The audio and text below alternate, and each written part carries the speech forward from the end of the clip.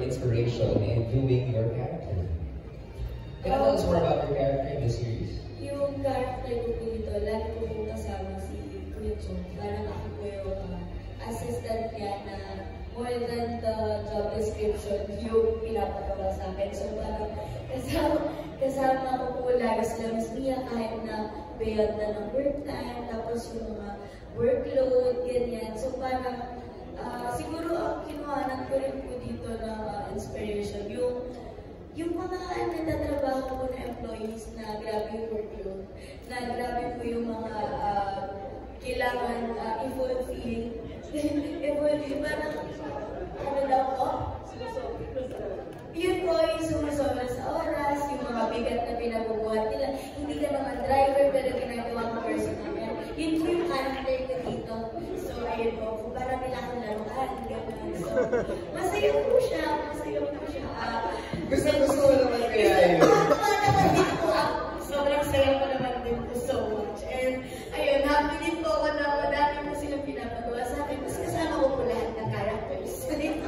Mas marami pong exposures. So ayun na po, parang feeling ko, kinonect ko lang din po siya siguro sa mga personal experience sa work or kung saan man po. And so mga napapanood ko rin po ng mga, ayun na po, players. Parang ikilala natin kung sino yung karoon nila sa programa nito. And so, I think you want to say something? Hindi, gusto ko lang sabihin, kaya rin napadali yung, kumbaga kung sila, napadali yung trabaho nila because lots of their scenes work with Kaloy.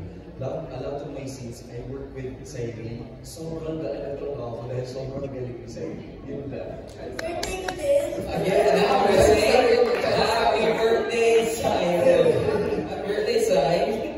Pero mahirap kayo ka-eksena. Naka-eksena ko silang dalawa. Ang tagal kasi tawa ko ng tawa sa kanila. Siguro hindi ako sanay na gano'n. Naka-eksena ko si Chong na nagpapatawa siya. Tawa ko ng tawa sa kanila. So sila comic relief? Yeah, they bring the lightness. The lightness is so. Breath of fresh air. Hindi din ng normal roles ni Chong. So parang nakaka-tuwa. And then si Sai, lumalabas naman ang kanyang pagiging best child actress. Talaga yung husay naman. Ang galing. Ang dynamics ng cast at all. Okay, for Miss Akot, the question for you is, what made the script stand out to you compared to others you've received in the past? Lalo-lalo na yung pito-pito. Hindi kasama po yun. I saw the original and gusto ko yung adaptation natin. Mas gusto ko kasi mas relatable for siguro yung sighting ng Pilipino. That's why nagustuhan ko yung script. Thank you. Derek Bobot. Derek, yes. For this show, ibang cap yung susuotin nyo. Ang sinuot nyo, hindi yung director, kundi isang actor. Pero ano po ba yung unang pumasok sa isipan nyo nung nabasa niyo yung script na it's okay to not be okay? Well, actually, si Derek May, madalas ko lang nakatrabaho. Nung at saka si Miss Des. Nung in-offer nila sa akin to, oo, kagad ako. Sige, oo, yan, kira. Pero pagdating ko ng unang araw, para akong grade 1, grabe. Dito ko naranasan na gigising ako ng alas 12 ng call time namin maga. Dito ko naranasan na gigising ako para magkabisa ng bihinga. Parang sa loob ko, parang sumabit yata ako dito sa pagdating ko nito. Parang dito sa serye ko, ako yung it's not okay. Pero talagang na dito na challenge ako. Kaya talagang tuwing gabi, si Rio sinusulat yung script, hindi ako pinapiprint yung script talagang gabi-gabi lahat ng role. Kinakabisa ko talaga. Tapos napakagaling lahat nila. Parang ang tagal ko na kasi hindi lumalabas. So paglabas ko, parang culture shock ako. Iba na to, hindi na parang laro to. Kaya gabi-gabi nagka-aaral ako. Talagang pinag-aaral ako. Tapos napakagaling lahat ng artista. Lalo-lalo na si Joshua, si Ann, at si Kaloy. Pero si Kaloy, iniisip ko, akala ko natural na yun, yung pala, ang galing talaga. Yun talaga. Yun talagang pinibigay niya. Oo. Wow. We can really direct, no? Ibang klase, bilang natagal na hindi lumabas, nung bumalik ako dito, parang talagang kursos ako at parang napakaganda at napasama ulit ako dito. Parang natuto ako. Dati kasi, alam mo yun pagdating mo lang, di ba? Pero dito talagang mahirap, kinakailangan makasabay ka sa kanila. Kung hindi, may iwanan ka. Kaya, bilib ako dito sa grupong to, napakagaling lahat. Napakagaling. Thank you, Direk.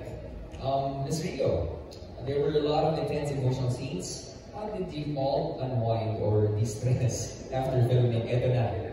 Hindi, para naiiba nga, hindi ako palaiyak dito sa show. For once, hindi ako iyakin sa show na to.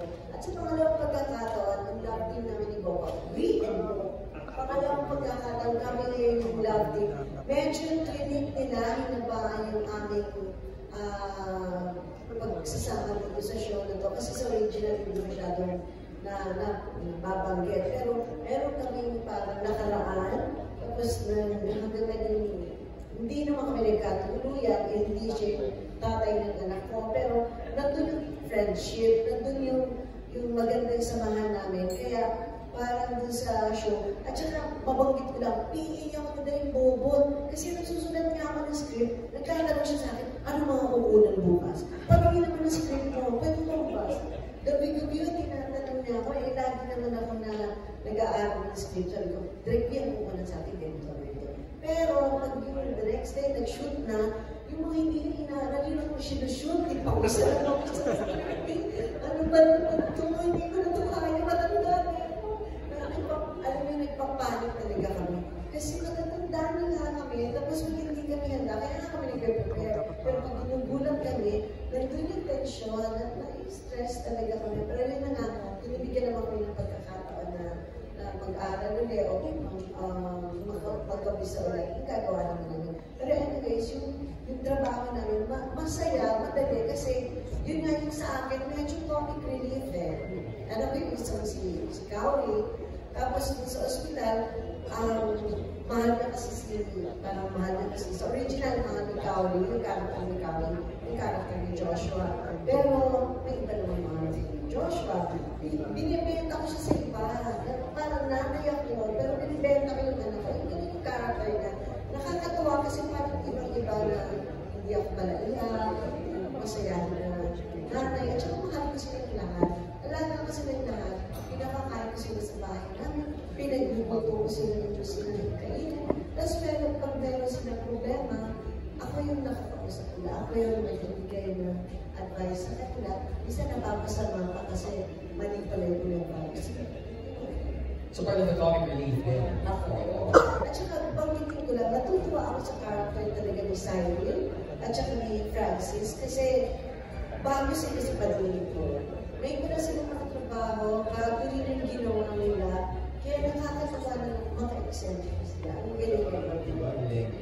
Si Cyril, kung pinakit ang pagkain sa baby, hindi mo papagano, kaya masarap ka-excel na ito. Ang aming kinakain. So may mukbang.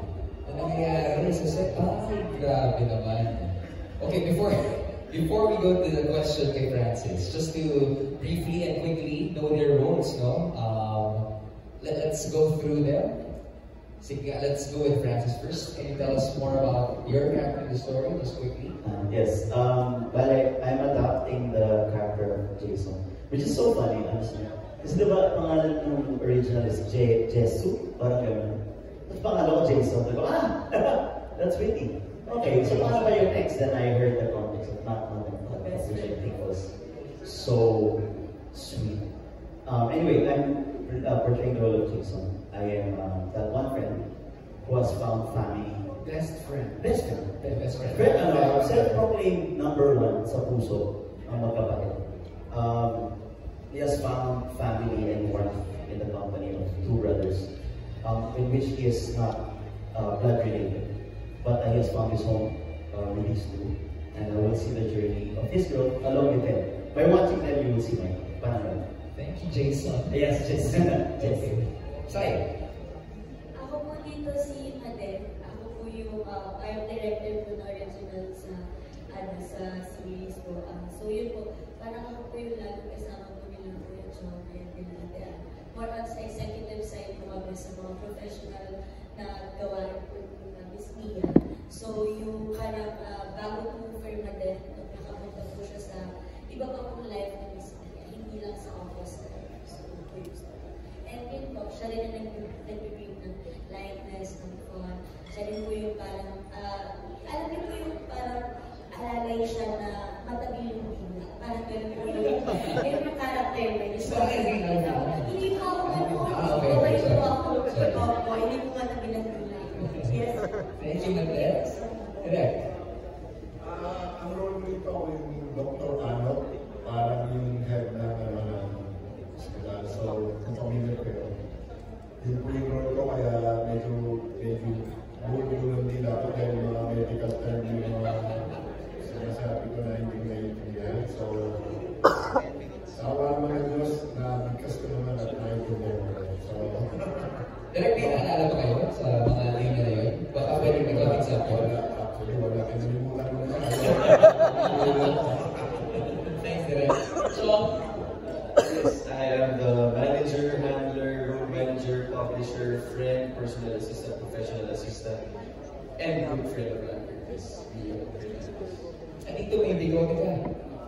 Yes, but it's actually part of the show kung bakit siya may bigote. So malalaman nila yun as the show goes on. Okay. Ms. Rio. Ako po si Nanay Liwanag. Ako ang nag-aalaga sa kanila. Bahay ko ang puntahan nila kung may mga kailangan. Emotional man o nagugutom sila. Sa bahay ko sila pumupunta. At nangangalaga sila. Kabahan si Kuya. Sa bahay niyo. Okay, thank you, Ms. Rio. Sako. Ako, isa sa mga nurses sa OK Hospital. Kasama ko si Maricel Laksa, kasama rin si Alisa Mula, si Kaori, sa nurses. Tapos bossing natin si Locan. Of course, Kaloy, just briefly. Yes, ako si Matman Gonzalez, high-functioning adult na nasa spectrum. Tatlo lang po ang importante kay Matman, Dinosaurs, Palpal, and Mia Hernandez. Ako po si Patrick Pat Gonzalez, kapalit po dito ni Matman Gonzalez. At isa ko dito nursing, ako po nag-aalaga kay Matman. Simula bata pa kami, isa lumaki na kami. Katulong si Jason. And crush ko si Mia natin ng bata. Si Mia lang ba? Kasi iba yung tingin mo kay Miss Annie yun. Hindi. Sa Mia. Sa kwento. Sa kwento lang. Okay. Alright. Dito lang namin. Okay. Mia, of course. Ako si Mia Hernandez. She is a children's book author who has an antisocial personality disorder, which means she lacks empathy, she's manipulative, she's obsessed with knives, sharp things, and eventually becomes obsessed with power.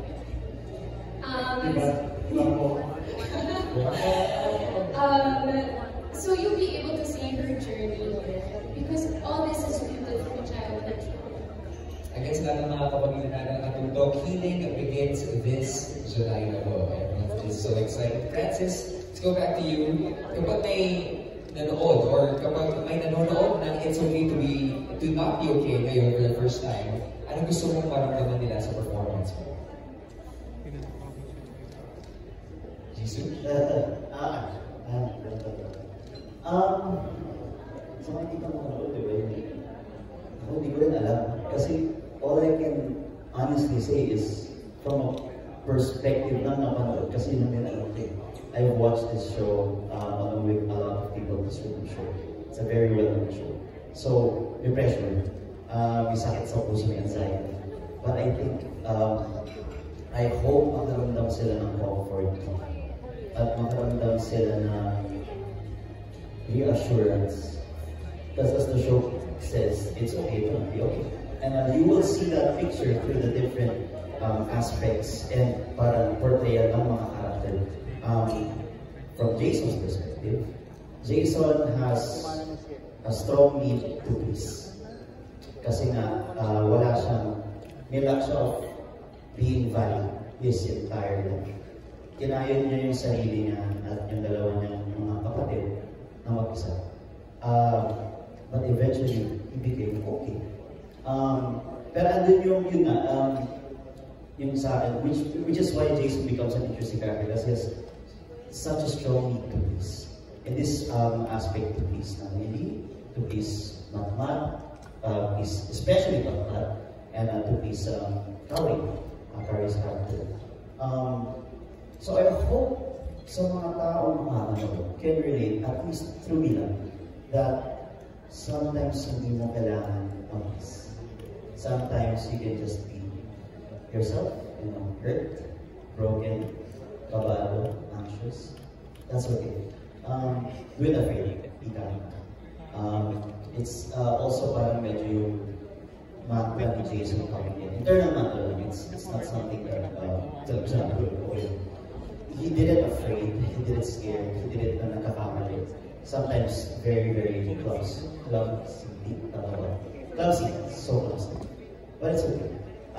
In fact, he takes pride in what he is and what he does. Medyo yun yung branding niya sa iyo. Stuff like that. I hope ganun siya for a lot of work. Dahil maaga ng trabaho tulad ng Jason. And has found family in the comfort of other people. Thank you for that beautiful reminder. Actually, kami ng lessons na nakuha niya. Especially, with the onslaught of social media, imaging is optimal, kaya perfect ka, ganyan. But what this series is telling us is your imperfections make you more beautiful. And it's okay. Okay, we're down to our last 8 questions. For Direct May, Anna Mallorca asks, and she's from Inquirer.net, the original version has such a solid concept and story. Na-pressure po ba kayo, Direct, in making sure that the story will be faithfully done? At the same time, what makes the PH adaptation faithfully Filipino? The pressure, yes, of course. I mean, I almost didn't accept it because of the pressure. Kasi parang you'll always be compared. You will always be compared to the original. And parang ako, I'm a fan of K-dramas too. So parang meron mga shows na parang, hindi naman kailangan ng magawa ng adaptation. I also feel that way too. But I took on the challenge. To make this worthy of an adaptation. And yun siguro yung naging motivation. How to make it Filipino. Like what I said earlier, I think I mentioned that already. It's how to localize it, how to adapt to the culture ng Filipinos, yung pag-accept sa theme, and the nitty-gritty details of making it Filipino and palatable dun sa ating audience. And Philstar Life asks, mental health is a central theme in the series. How did working on this project affect or shift your views or understanding of mental wellness? I think the sensitivity of it. That being there for someone who has a mental health condition or issue, it should not be a burden. It's a sign of love. You can't force them to fix themselves, but rather you have to be there for them and support them through their journey of healing. That's beautiful, thank you. Okay, last question for Ms. Des. Boss, ano po yung masabi nyo na proudest ka na na-achieve ang Philippine adaptation? At ano yung masabi mong mas nahimal, na-emphasize na mensahe o mga nabali sa original na mas magbibigay ng bagong panlasa sa adaptation natin? Number 1, it's the amplified feeling, which is very Filipino. Number 2, our own taste of humor. Diba? Direct sarili natin taste of humor. And lastly, the Filipino love and warmth. Yun yung distinct dito sa sariling nating version ng It's Okay to Not Be Okay. And I would like to thank Studio Dragon and CG Entertainment for the opportunity to retell and reimagine this very timely matter of it's okay to not be okay. Love, healing, and mental health, overcoming mental health issues. Thank you. Thank you, Ms. Liz. Since we're in the thank yous part already, giving thanks to a lot of people, Sir Henry, you want to say your thank you? Maraming salamat po sa lahat sa inyo at inaasahan ko namin ang suporta ninyo para sa proyekto. And just like everyone said, it's okay to not be okay.